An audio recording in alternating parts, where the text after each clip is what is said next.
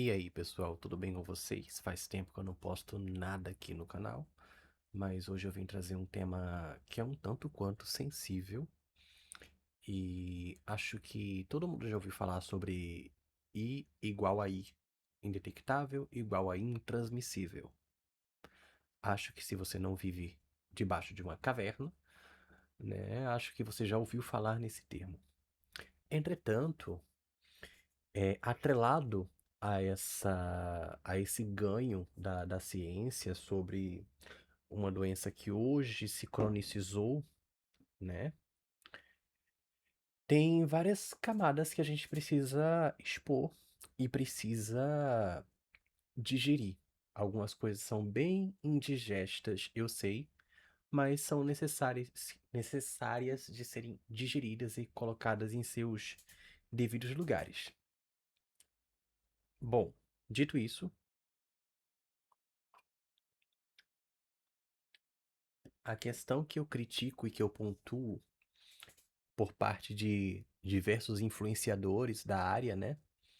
Especialmente influenciadores ativistas da causa do, do HIV/AIDS, enfim. É que muitos deles têm uma vivência dessa, dessa situação, dessa condição, bem marcada por questões sociais de privilégio, muitas vezes. Então, eles, quando simplificam o convívio com o HIV,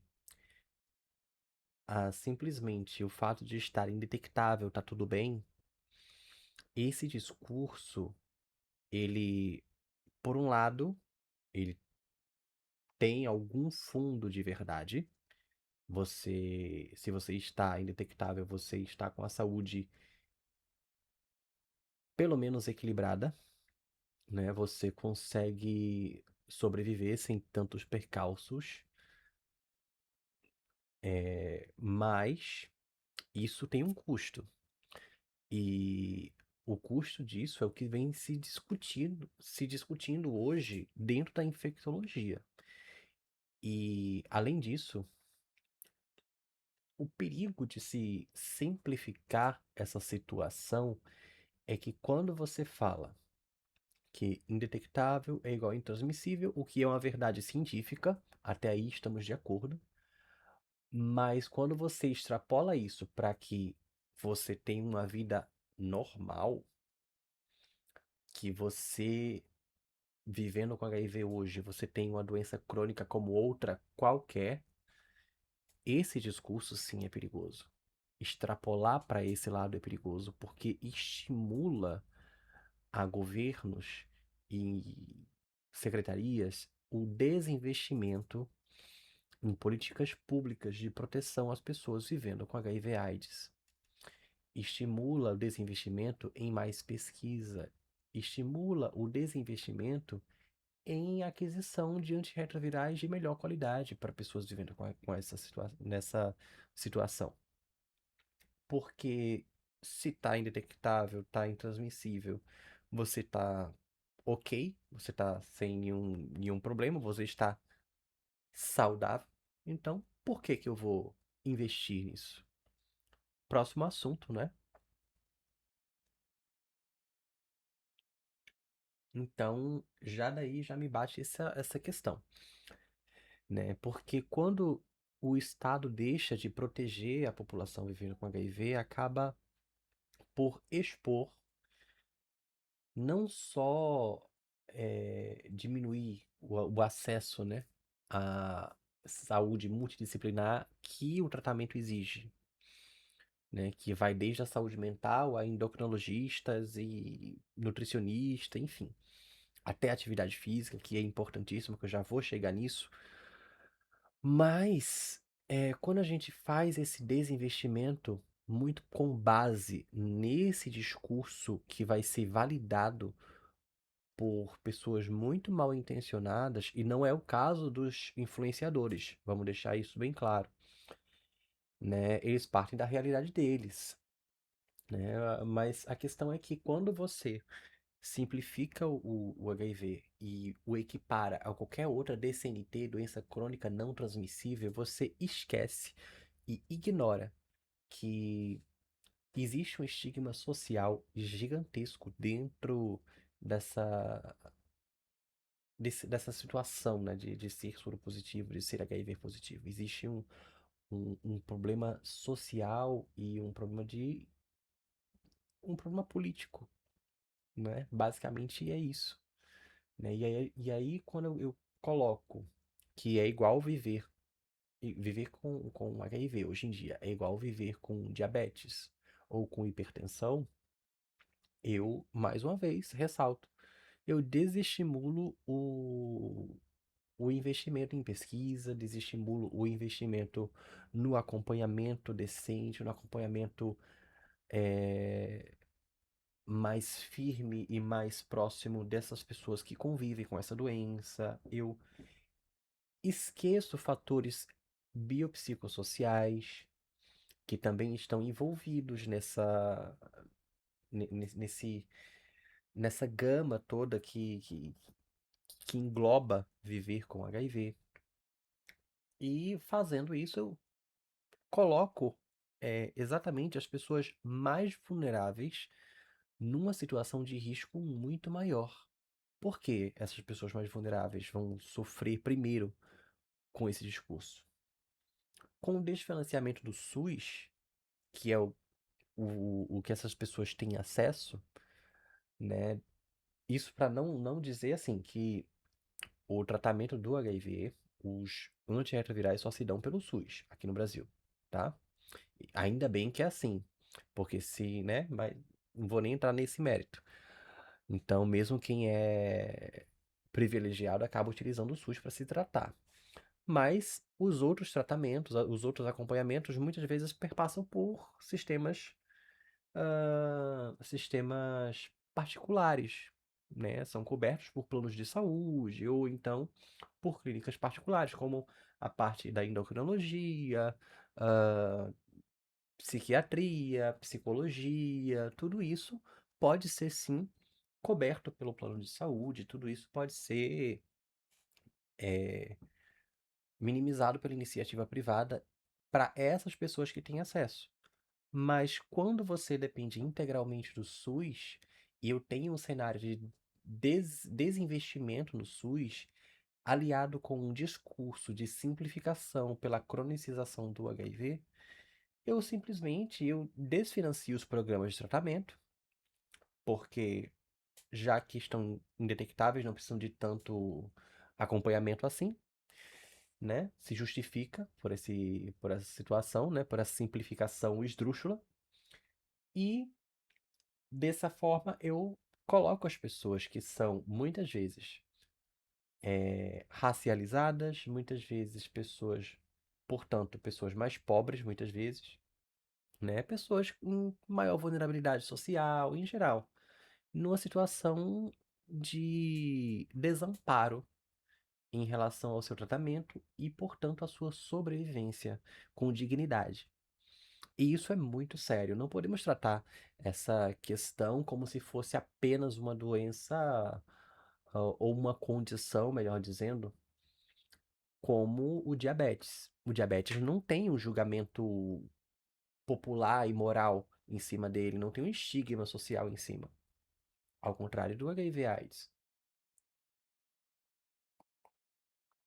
Outro fator que é importante ressaltar é que apesar do intransmissível e do indetectável igual ao intransmissível, apesar disso ser uma verdade, é uma verdade absoluta, sim, é comprovado, né? Tem vários artigos científicos, e eu não vou colocar aqui porque, assim, todo mundo tá falando sobre isso, né? Todo mundo que minimamente entende do caso, quem é LGBT, enfim, já leu alguma coisa sobre, já, ou pelo menos deveria ter lido, né? Então eu não vou colocar, não vou facilitar isso aí pra vocês, não, mas não é o final da história. O fato de você chegar na indetectabilidade do HIV não é o final da história, não significa uma cura. Mas sim, existe nessas pessoas, mesmo indetectáveis, uma inflamação persistente, uma inflamação é, que- até agora eu esqueci, deixa eu me lembrar aqui o termo técnico. Até eu fiz uma colinha aqui para trazer para vocês, que eu sou desses, né? E não podia deixar de fazer a colinha. Cadê? Isso. O termo é inflaming, que vem muito sido discutido dentro da infectologia, dentro da endocrinologia também, que é a inflamação em fogo baixo, né? É uma inflamação de baixo ruído, o que acaba estressando o sistema imunológico, porque apesar de você estar indetectável, o vírus não deixou de existir. A infecção não deixou de existir dentro desse indivíduo que está indetectável, né? Ela só não consegue transmitir para outras pessoas, né? E significa também que os medicamentos estão funcionando no controle do vírus, mas não significa cura e o vírus continua presente em alguns locais do corpo, provocando uma inflamação persistente, o que o corpo tenta combater. E isso gera o quê, gente? Gera estresse oxidativo. Esse estresse oxidativo favorece um envelhecimento precoce.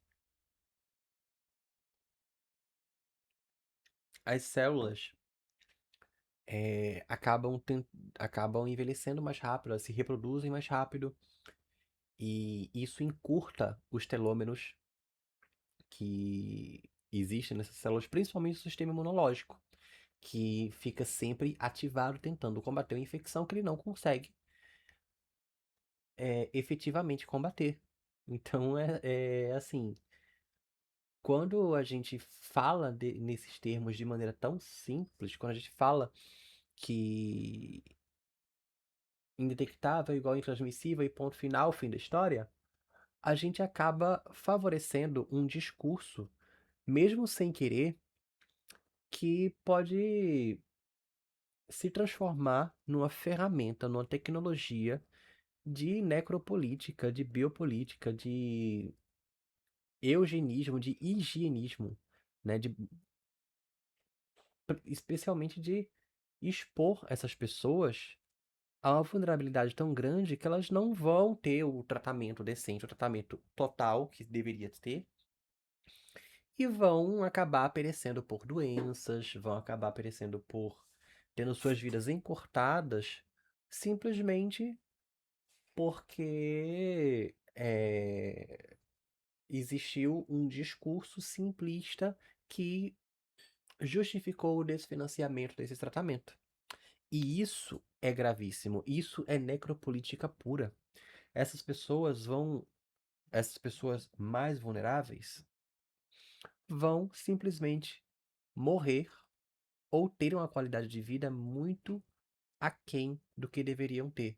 Porque o SUS, numa situação política e econômica do país de arroxo fiscal, etc., que a gente sabe muito bem disso, vai simplesmente deixar de cobrir como deveria cobrir os fatores totais que são afetados por uma doença como o HIV.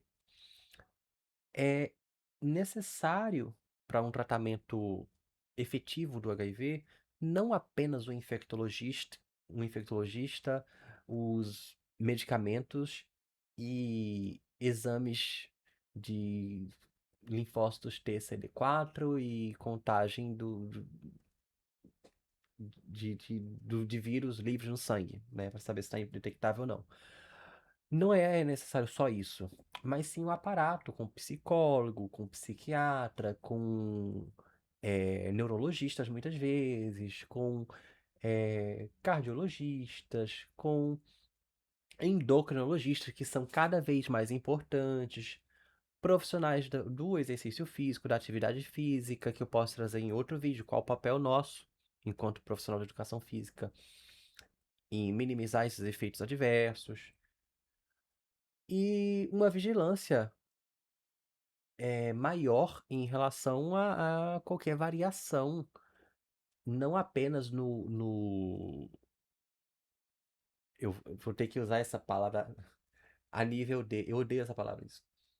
Não apenas no contexto do, da indetectabilidade, mas sim num contexto de saúde geral e ampliada, que acaba sendo afetada pela simples presença do vírus e por esse envelhecimento precoce também. A gente tem que estar muito atento ao que a gente fala, ao que a gente defende, porque muitas vezes o discurso que a gente faz com boas intenções, com uma tentativa de diminuir o estigma, pode ser utilizado como ferramenta para diminuir financiamento e proteção para as pessoas que mais precisam, que são as pessoas pretas, pobres, periféricas, pessoas em situação prisional, a população trans, que são as pessoas mais atingidas, de acordo com o perfil epidemiológico do HIV atual. Então, a gente tem que ter muito cuidado do ponto de vista do que a gente fala e especialmente no que a gente extrapola de enquanto dado científico. Porque é sim verdade, volto a repetir, que indetectável não transmite, mas indetectável não é curado. Ele consegue ter uma vida melhor do que se tinha alguns anos atrás. Inclusive, os medicamentos atuais são bem melhores do que os que a gente tinha há 10 anos atrás. Mas ainda assim não estão livres de efeitos adversos. O Dovato, por exemplo, que tem um dolutegravir na composição, está associado a. Claro que ainda carece de mais pesquisa, porque é muito novo, enfim. E o uso contínuo e longevo desse medicamento ainda carece de mais estudos, porque não tem nem tanto tempo ainda desse uso massivo do dolutegravir. Mas já se sabe que ele está associado a ganho de peso, o que pode levar a maior resistência à insulina, que pode levar a um diabetes, por exemplo. E a gente sabe que é um dos problemas que mais acometem a população que vive com HIV/AIDS, né? São problemas metabólicos hoje em dia. Então, mesmo medicamentos que são ponta de linha ainda não estão livres totalmente de complicações que não necessariamente estão totalmente associadas ao HIV, mas sim ao medicamento. E às vezes existe uma sinergia entre um e outro, tá? Porque, por exemplo, existe um medicamento que ele provoca um desgaste maior das articulações, como o tenofovir, por exemplo. E esse desgaste,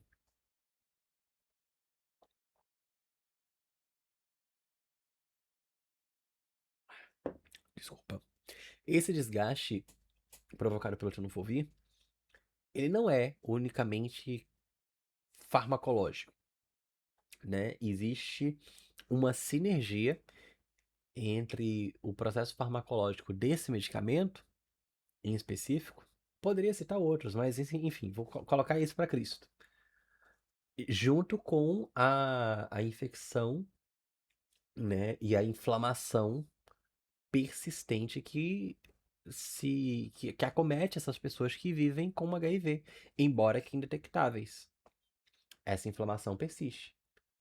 E aí a atividade física pode ser um modulador de retardar alguns efeitos adversos, de minimizar alguns efeitos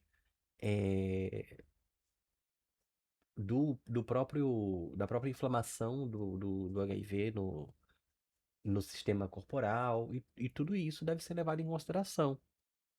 Mas aí vem o influenciador X ou Y, tudo bem, que muitas vezes ele tem uma boa intenção, ele tenta tirar ali o estigma em cima das pessoas vivendo com HIV AIDS e tudo, o que é muito válido, e aí estamos juntos, né, de mão dada em direção ao pôr do sol. Mas eu não concordo em simplificar o HIV simplesmente como uma doença crônica qualquer, porque não é. A realidade é muito mais complexa do que isso e pode até ser uma realidade hoje em dia já para quem tem acesso. para quem tem condições de ter acompanhamento de médicos particulares, de ter acompanhamento de medicamentos, ter acesso a medicamentos. E aí eu não estou falando dos antirretrovirais, estou falando de outros medicamentos que você acaba precisando ao longo da vida de melhor qualidade, né, esses medicamentos, como alguns antidepressivos que são um pouco mais caros, mas que têm menos efeitos adversos. E tudo isso acaba melhorando a vida, né, de quem tem acesso. Mas quem não tem acesso, o que é a maioria, acaba ficando de fora. Então a gente tem que pensar de maneira mais fora da nossa bolhazinha de privilégios e dentro da realidade do povo brasileiro, que é um povo que muitas vezes vende o almoço para poder comprar a janta. Especialmente essa população que está sendo mais acometida por esse vírus, né? Então é isso que eu queria falar para vocês hoje. Agradeço se vocês viram esse vídeo até aqui. E se vocês gostam desse tema, temas sobre saúde pública, sobre questões fisiológicas, enfim. Esse tipo de tema eu gosto muito de tratar e se vocês gostam desse tipo de tema, bom, se inscrevam no canal, né? Faz todo o ritualzinho aí, né? Ativa o sininho. Eu nem sempre eu publico aqui nesse canal, eu tenho muita preguiça de gravar vídeo, mas eu acho que eu preciso me posicionar um pouco mais. É, é meio desestimulante, para ser bem sincero, porque os temas que eu trato muitas vezes são tanto quanto indigestos para os algoritmos. Então, eu sei que isso aqui não vai ser monetizado, mas eu faço por uma questão de conscientização das pessoas mesmo, né? Antes de sair por aí falando coisas e simplificando discursos na internet, a gente precisa ter muito cuidado, muita responsabilidade com simplificações em geral, né? Porque muitas vezes acaba se voltando contra a nossa própria população, né? População LGBT, população que ou a população que vive com HIV/AIDS, que não é só população LGBT hoje em dia. E é isso. Mais uma vez, um beijo pra vocês. Até a próxima. Tchau, tchau.